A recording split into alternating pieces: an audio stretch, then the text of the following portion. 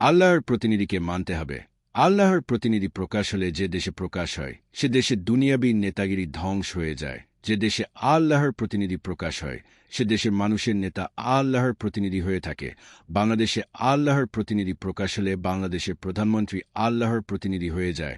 আল্লাহর প্রতিনিধি প্রকাশ হলে কারো দুনিয়াবী নেতাগিরি চলবে না, শুধু আল্লাহর প্রতিনিধির পরিচালনা চলবে, অন্য কারো পরিচালনা চলবে না। আল্লাহর প্রতিনিধিকে পৃথিবীর সমস্ত মানুষেরা মানতে হবে। আল্লাহর প্রতিনিধিকে মানতে হবে। আল্লাহর প্রতিনিধির সাথে যারা বিরোধ সৃষ্টি করবে তারা আল্লাহর সাথে বিরোধ করল। আল্লাহর সাথে বিরোধ করলে ধ্বংস হবে। আল্লাহর প্রতিনিধিকে পৃথিবীর প্রত্যেকটা মানুষ মানতে হবে।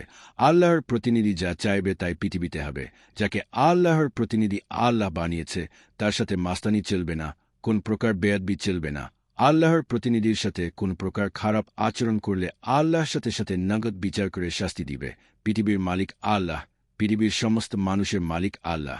আল্লাহর প্রতিনিধি শরীফকে পৃথিবীর সমস্ত মানুষ মানতে হবে।